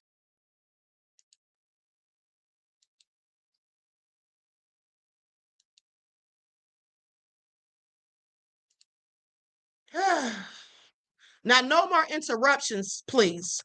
Okay, now here's what it says. Yes, Flint residents have started receiving compensation, just like I said. Following a federal judge's order, the claims administrator began distributing the Flint water of partial payments for eligible property and adult injury claims from the $626 million settlements, okay? While thousands of claimants have started receiving funds, though through direct deposits or digital transfers, the overall rollout is staggered. Okay, now some of these people have started getting direct deposits. All right, now let's continue. Is that good enough for you? Did you do any research? I don't think you did. Tip came into the city. Now in December, another investigation started. This time, investigators did find Brian O'Hara did interfere with the original investigation. Although the investigators have concluded that this interference does not change. That's my point, beloved. You said you're not the only one who can do research, with all due respect. With all due respect, that was my point. Okay, that was my point while you're trying to be smart. I know I'm not the only one who can do it, but clearly, okay, many of you don't do it, specifically you. And that's why you're pressed by what I just said. I didn't say anyone couldn't do it. I said some people refuse to do it and then talk out of turn and want to act like I, who am a researcher, I research every day. So I'm just saying, don't act as though I don't know what I'm talking about, because I do the research. That's my point. I'm not saying you can't do it. I'm saying you don't do it by choice, not that you can't. Now let's continue. Their ultimate conclusion contained in the original report. In other words, the allegations of relationships with city employees. The interference itself is a breach of trust. Investigators found that O'Hara intentionally deleted a contact number for... Lieutenant, you want me to define resolved? Why do I need to define it, beloved? You're the one that said the issue wasn't resolved, okay? You're the one who said it wasn't resolved, so you define it. At the end of the day, I didn't say it was resolved completely. I said that some of the people have already started receiving compensation when you said that none of them had. Okay, just accept your L and keep it moving. Okay, just take your L and keep it moving. Now, when I'm wrong, I can say I'm wrong, but I'm usually not wrong. You see how that works? Someone from his city-issued cell phone during the original investigation to hide his connection with that person from investigators. The report also says O'Hara ignored instructions not to discuss the investigation while it was ongoing. Mayor Fry says he told O'Hara he would be disciplined up to discharge, and it was today that he decided he would resign. While the right decision was clear, it was not made lightly. Chief O'Hara has served this city through extraordinarily difficult moments in Minneapolis history, including the shooting at Annunciation and Operation Metro Surge. Under his leadership, we made real progress, from reform efforts to rebuilding the department, to bringing in new officers and strengthening public safety across the city. In many respects, he's been successful in his responsibilities as chief, and I'm grateful for his work. Assistant Chief Katie Blackwell will lead 638 sworn Minneapolis police officers effective immediately until the search for the chief begins. Frank? All right, Uba, thanks for the update. Brian O'Hara is a New Jersey native. He started as an officer in Newark, served as public safety director, and was deputy mayor of Newark before taking the chief job in Minneapolis. The Minneapolis City Council unanimously approved him for that position in November of 2022. The 47-year-old is married and has 2 children. His family lives on the East Coast. Mayor Frey renominated O'Hara as chief earlier this month. While his national profile grew during Operation Metro Surge, some city council members criticized him and his officers for not doing more to rein in federal agents. Activists also took issue with the department's handling of the Davis Maturi shooting in 2024, the overall pace of police reform, and MPD going about $20 million over budget last year. Tonight, the mayor said if he had known about the phone tampering allegations earlier, he would not have renominated O'Hara. We're working, of course, to find out more about the city's investigation, and we'll bring you updates as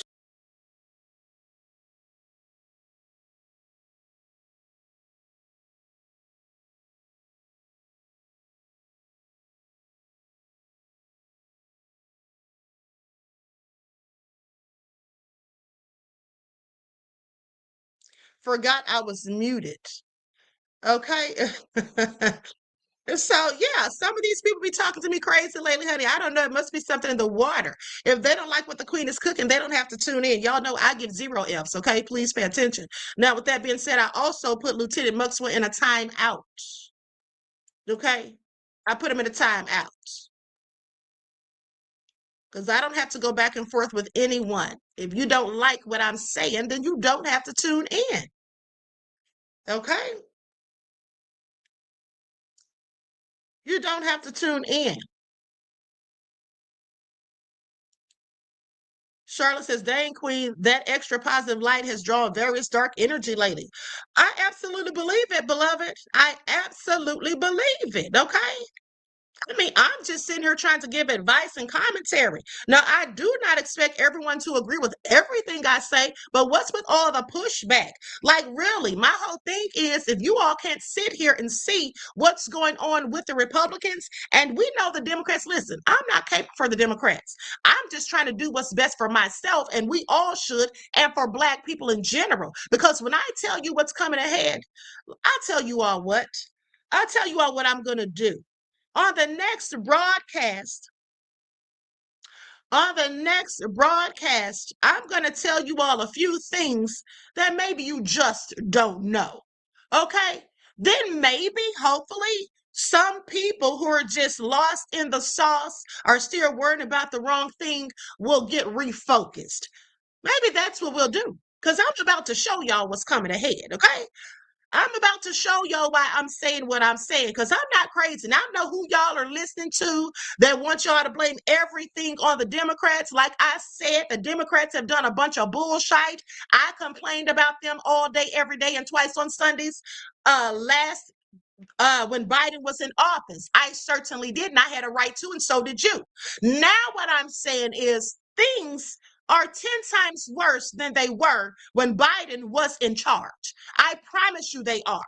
Things are 10 times worse, and they're going to get worse. And if you don't realize what these nefarious Republicans and the Trump administration have waiting for you, you're going to find out on the next broadcast. And here's the thing. How many of you have noticed an uptick in the wanton supremacy and the racist hate being spewed? People like Chud the Builder walking around trying to provoke people who look like us. Okay, shot a man, could have killed him. We see the white girl who beat that Black woman. Okay, and now that woman's dead. She's getting no charges.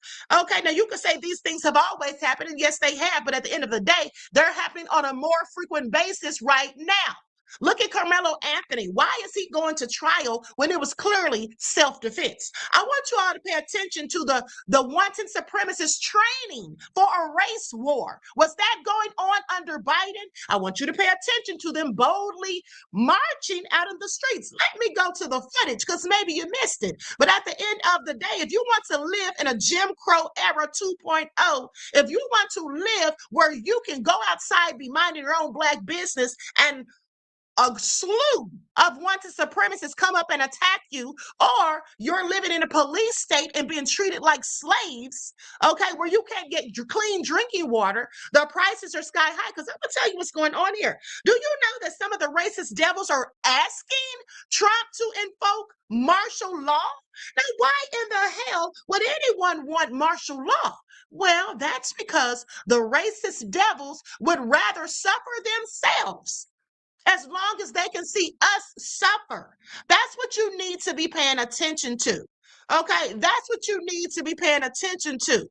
At the end of the day, it's about to get real bad out here. But hold on, let me go to this footage. Okay, let me just go to the footage. Like some, everyone, please like and share. And then I think I have one more clip that I may show. Here it is right here. Now, why were they out here marching on Memorial Day? I think that's when they were out there. White supremacists just marching around. You know, we've seen it all before, but you're going to start seeing it a whole lot more. And then also, as I told you, it's not just the white supremacists in the United States. They're recruiting people from other countries like Canada and the UK, and they're literally coming here. They've been down in South Carolina. Okay, they've been down to Texas. Who knows where they're going next? But at the end of the day, why do you think they're here? Well, they're here for the race war that they're trading for. Y'all saw the video yesterday, if you tuned in. And if you didn't, go back and watch. Okay? Now, y'all can sit here and play games and get mad at me all you want. I don't care who gets mad. Because what I will tell you is this. There are thousands of YouTubers on here that I'm sure have better talking points or good talking points or whatever. Go listen to them. You don't have to come over here and whine and complain and get mad at the queen, okay? Because I'm doing the Lord's work. I don't care what anyone says, period. All right? That's what I'm doing. I'm trying to help my people. But like I told you all days ago, in my struggle to liberate, educate, and advise Black people, my biggest opposition is, in fact, Black people, okay? Y'all want to listen to agent provocateurs, people who work for the feds and all of that, go right ahead, okay? Because so far, I'm batting 100. I haven't told y'all anything that was wrong thus far.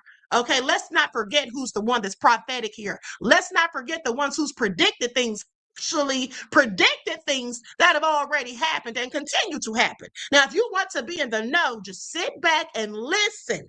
And just, you know, I'm not going to tell you any lies. And as I said, I welcome you to disagree. Just disagree respectfully. We don't have to agree, and we're not always going to. But it's about respect. You're not going to come in here and think you're going to engage me in a back and forth and say sarcastic, disrespectful things, and I'm just going to be fine with that. Because I'm really starting to get irritated. And I'm going to start blocking people from this channel. Because like I said, I don't give a darn. My channel is for those who have an ear to hear. And if you don't, well, then you can leave. And if you suffer from cognitive dissonance, you can leave. And if you can't see the problem with the Republicans, you can leave. And if you want to harbor on the old news and don't want to look at what's happening in the right here and right now, you can leave. We honored those who died for our freedoms. We received a video of a group whose beliefs flow far from the mainstream. Virginia Beach police tell us they belong to the white supremacy group Patriot Front. And this march at 38th Street Saturday has sparked quite a reaction. More from 10 on Your Side's Markeisha Jackson. Virginia Beach Mayor Bobby Dyer says he denounces everything the group stands for, but other leaders say the city should remain alert for future marches like this one. People wearing white masks and carrying Confederate flags on full display at the Virginia Beach oceanfront this weekend. Police say they are members of the white supremacist group Patriot Front. What was the motive for being there and being down there? Were they trying to make a statement, trying to send us a signal, or what's to come? Members of the Virginia Beach chapter of the NAACP are shocked. And I even told the chief of police, I said, this is not a good look for Virginia Beach. Virginia Beach police say the group did not have a permit but didn't need one because they did not meet the threshold required. Police also say the group didn't break the law. We reached out to Mayor Bobby Dyer.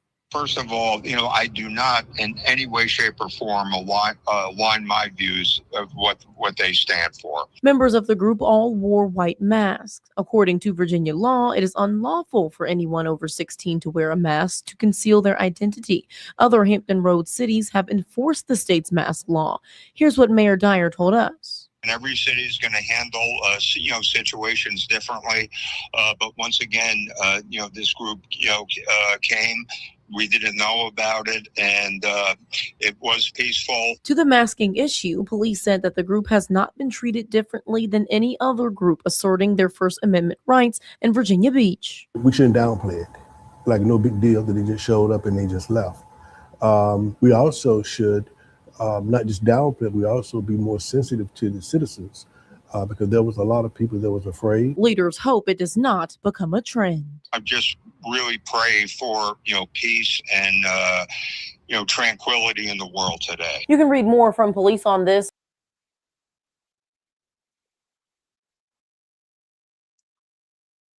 Let me tell you all something. I need to stop letting these people upset me with their cognitive dissonance. Okay, I'm just very passionate about this because I know exactly the play here. I know exactly what's going on here. This whole thing with the wanted supremacists out marching and trying to incite a race war, this is all a part of Trump administration's agenda, you see. And I'm going to explain it all to you on the next broadcast, I promise. But this is all a part of the agenda. This is all happening absolutely on purpose. This is not an accident. This is not a coincidence. And it's not just because Trump's out here saying all this crazy stuff. It's more than that. Of course, he's saying these things, but these things are being done methodically. These things are being done on purpose, and this is for a huge picture that some of you sadly cannot see. And some of you won't see it until it's staring you right in the face. And I'm here to tell you that by then, it's going to be too late. Now, I'm not getting upset because, oh, I hate you, I'm angry or whatever. I am angry. I am very angry. But I love you, and that's why I'm trying to shake you to wake you up. But some of y'all don't see that. Some of y'all like, why is Queen going all off? Why is she trying to go in on people? I'm not trying to. I'm just trying to get you to see the bigger picture. Okay? At the end of the day, some of y'all just don't want to get it.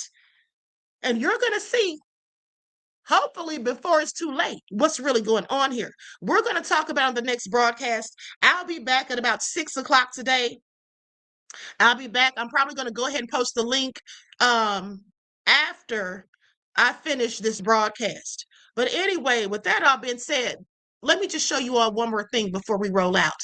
I told you that the devils hate us so much that they're asking Trump to invoke martial law. Okay? You see, the devils that hate us, they would sooner cut off their nose to spite their face. Okay? They will suffer themselves just so as long as they know that Black people are going to suffer, that Black people are going to be deprived of things. That's what they will do. And if you don't believe me, think back about why we don't have free health care in this country. You know why there's no free health care in this country? Because back in the day, they didn't want Black folk, and they still don't. But I'm just saying, when they were making these laws, they didn't want Black people to be able to go to the hospitals to get free health care.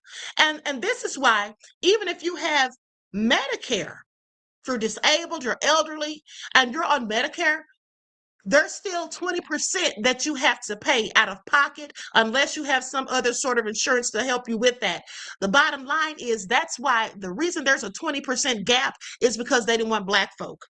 Okay? They didn't want Black folk to be able to get that free health care. And so they, in fact, took it, they were willing to hurt themselves. Just so as long as we can get sick and die and not be able to pay for health expenses. So think about that. You think that mindset has changed? You think anything's different? It isn't. And here's the thing. When it comes to situations like contaminated water, like radiation plants and treatment facilities close to people's homes and populations, those things have always happened in this country. Now, that to me isn't necessarily just the Democrats and Republicans. That is these large corporations as well. And these things happen due to greed because people love money. It is the love of money, not the money itself, but the love of money that is the root of all evil. So these people, yes, they don't want to fix things. They don't care when poor people die. And it doesn't matter if you're a poor black person or a poor white person, a poor immigrant. They don't care about poor people, period. That's right, Danielle, Cancer Alley in Louisiana. I've covered that years ago, and it's still there, and the problem still exists. Someone put Silkwood in the chat. Exactly. What about Aaron Brockovich? These people fought for these same types of situations decades ago. They're still happening. They're likely always going to happen in this country. So for us to sit there and just point the finger at the Democrats when it's not just them, and to sit here and blindly ignore what the Republicans are trying to do to you, you want to go back to Jim Crow? You want to see bodies hanging from trees when you're walking home, when you're riding home from work? Now, we already know that they still lynch people in this country. We've seen it ourselves, but you'll start seeing it on a much wider scale, okay, if the Republicans have their way. If the Trump administration has their way, I assure you, they're talking about a race war. That's a problem that we don't need. We've already got enough problems as is. But hold on. Let's go to this video of this MAGA minion asking for martial law. She's not the only one.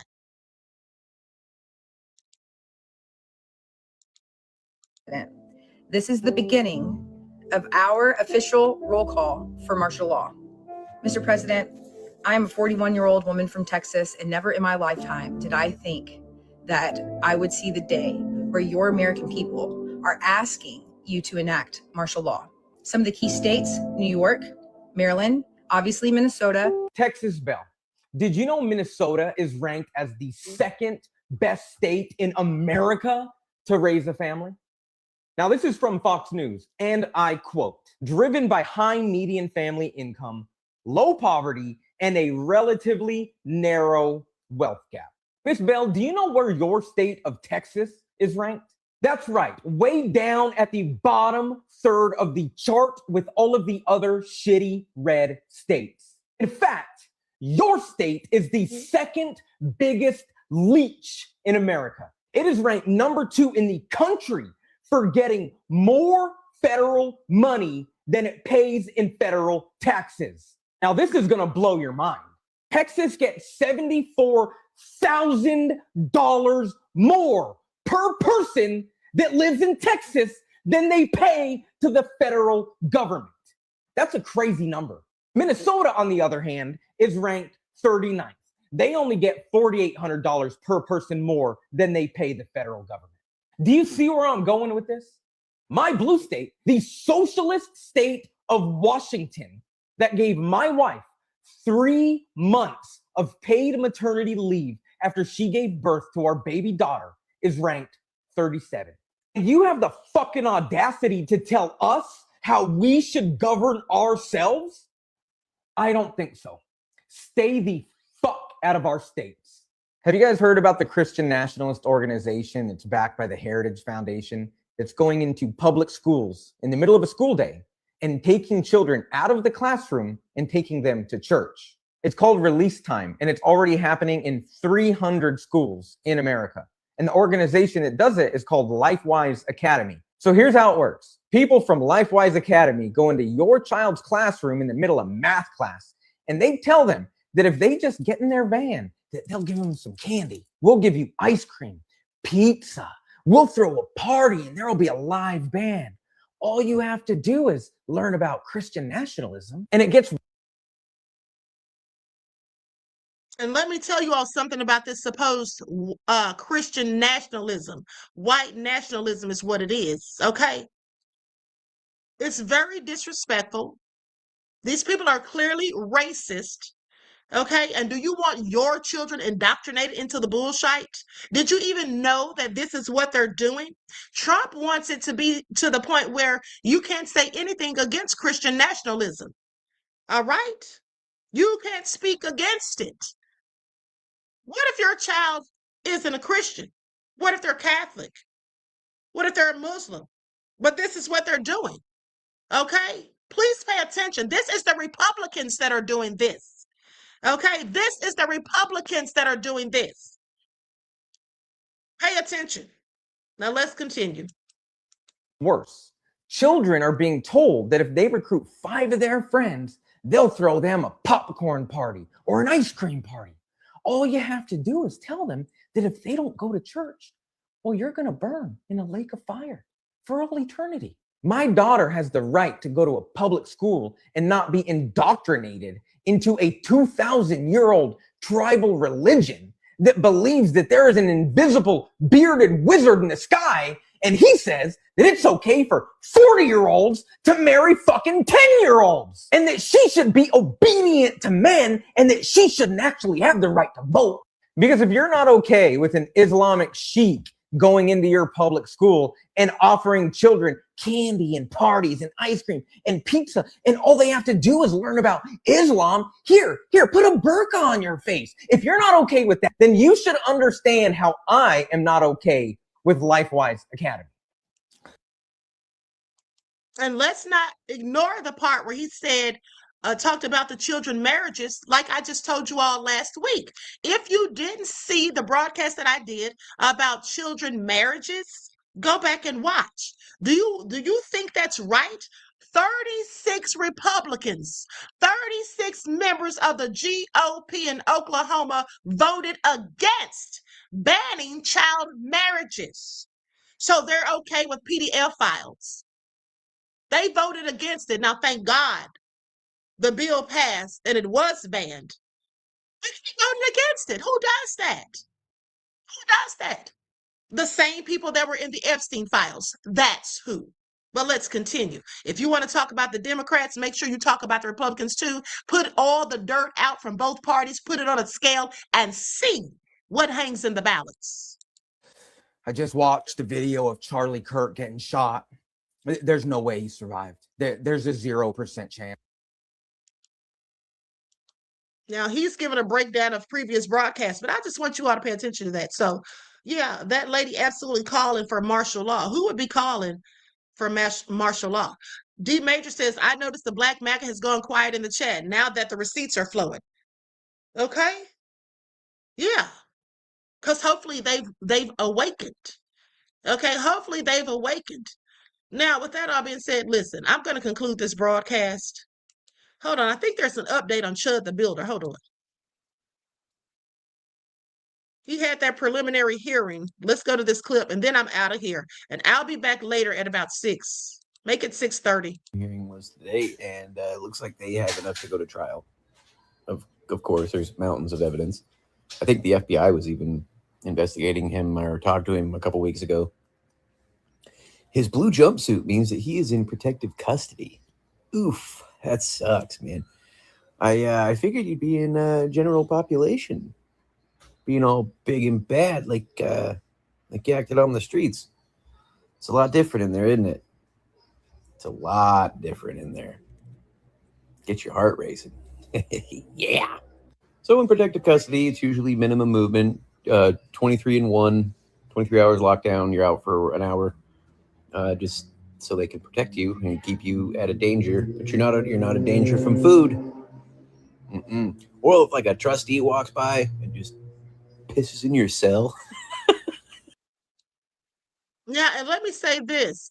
He's in protective custody. You know, Carmelo Anthony's trial is going to be starting soon, next month. And they've tightened up security. Okay, they've tightened up security, supposedly. That should let you know the tension is in the air. And if this young man gets off, which hopefully he will, because this is all supposedly captured on video. Okay? But let's go to a report on that. Likes up, everyone, please like and share. Let's go to a report. If I can find one, hold on here. Judge rules for a high profile. Let me see here. Yeah, let's go to this. This is like a minute clip.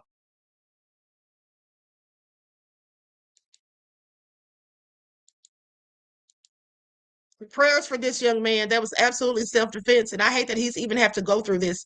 His life has been completely disrupted. The judge overseeing the Carmelo Anthony murder trial has now issued a detailed order laying out how this high-profile case will operate inside and outside the courtroom. Some of the rules are standard courtroom procedure, including restrictions on cameras, recording devices, live streaming, and cell phones inside the courtroom.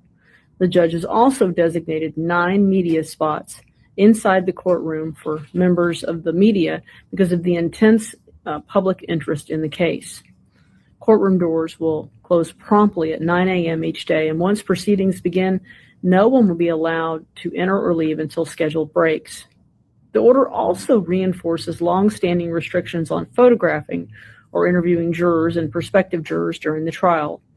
It further limits photographing, recording, or interviewing witnesses and reinforces existing gag order limits on what attorneys, witnesses, and others connected to the case can publicly say.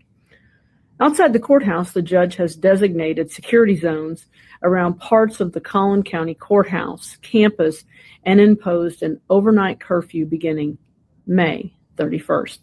The judge says the restrictions are necessary to protect courtroom security, juror privacy, and the defendant's right to a fair trial. Okay, so I want you all to pay attention. Because if you all remember, I reported on a story to you, an old story from 1981 of a young man by the name of Michael Donald, who was brutally murdered by members of the Klan. If you remember that story, put a 1 in the chat.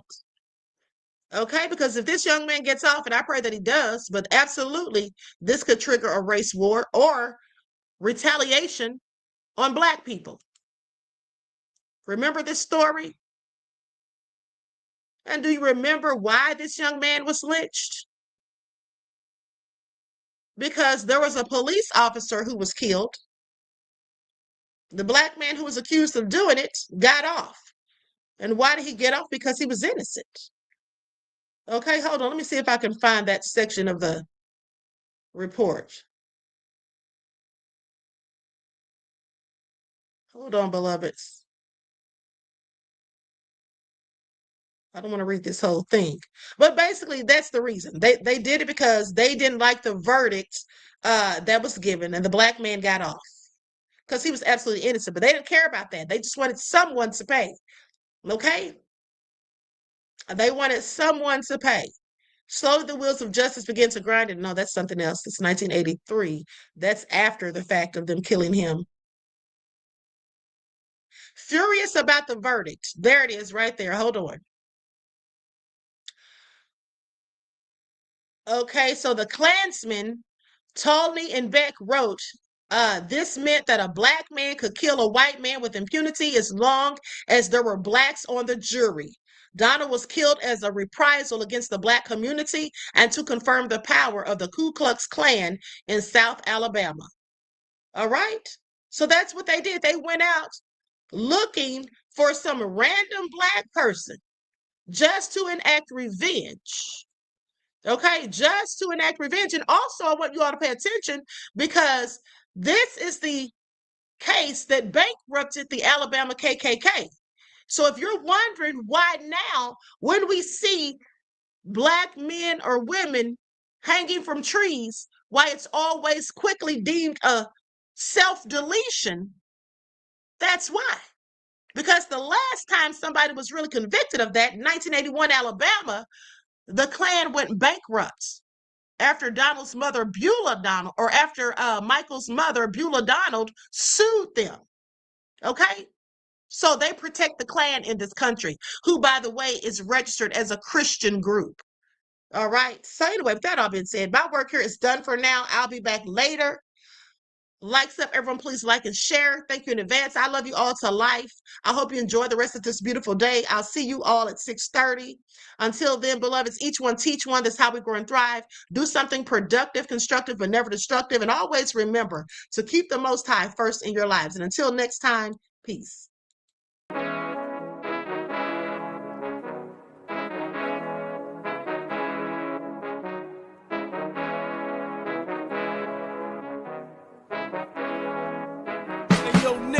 With that gold all in my skin, God all in my blood, kings all in my circle. You touch one of mine and you're done. They show no love for the queen. Why you hating on me? Is it cause I'm free and I got Malcolm X in my jeans? I got dreams like King Luther, shed blood like Kunta. You ain't helping my people, I ain't got nothing to say to ya. I want all the smoke like hookah. Talking reparations, America won't be great until they give us compensation. I'm like, I'm the hottest right now. See a bunch of lames out here trying to jock on my style. They be doing too much. I'm the queen, it's too easy. It's like they all at Popeyes, how they be talking so greasy. I just sit back and laugh while these haters get madder. So nefarious how they don't want my pockets with cheddar. I tell them they can do better. These snakes in the grass can leave a bite on your ass, cause y'all be trusting too fast. I got my foot on the gas, other one on they necks. Dropping receipts on haters, you better show some respect. I'm never facing regrets, we only facing the threats. Running through every challenge like a relay, break no sweat. It's a cold game, so I got that blanket with me.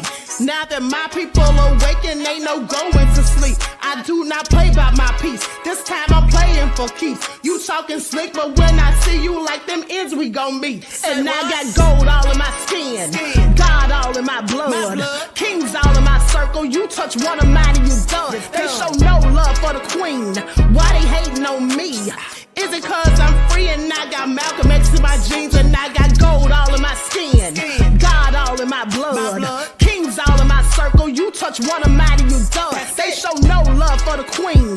Why they hating on me? Is it cause I'm free and I got Malcolm X in my jeans and I got